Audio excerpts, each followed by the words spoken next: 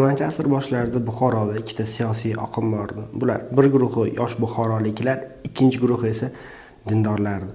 1917-yilning fevral inqilobidan keyin Buxorodagi Amir Olimxon islohotlar qilishini e'lon qildi va 1917-yilning 7-aprelda islohotlar dasturini e'lon qildi.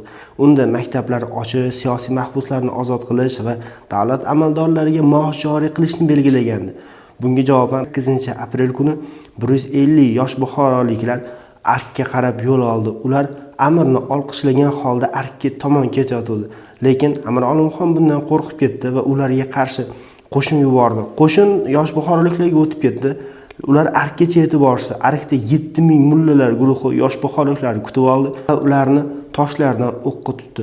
Yosh buxoroliklarni o'sha davrdagi yetakchisiga aylangan Fayzulla Xo'jayev Buxoroni tashlab Turkistonga qaytdi. U 1920-yil yanvar oyi kelganda Toshkentga keldi va Toshkentda inqilobchi yosh buxoroliklarning Turkistondagi byurosini tuzdi.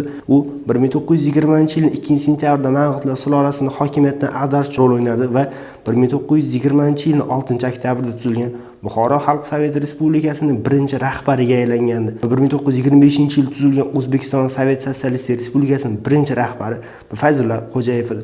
Fayzulla Xo'jayev haqida to'liq ma'lumotga ega bo'lmoqchi bo'lsangiz, izohlar qismida Fayzulla Xo'jayevni yozib qoldiring.